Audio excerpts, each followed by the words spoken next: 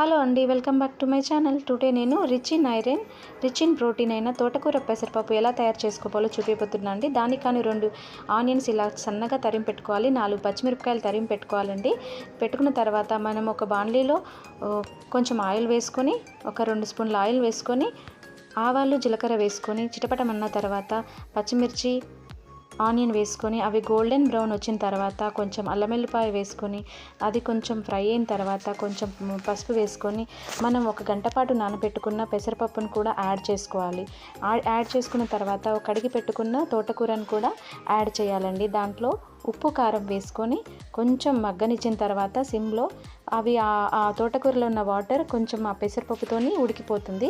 ఇంకొంచెం రిమైనింగ్ కొంచెం ఉడకాలంటే ఒక చిన్న కప్పు వాటర్ వేసుకోవాలి.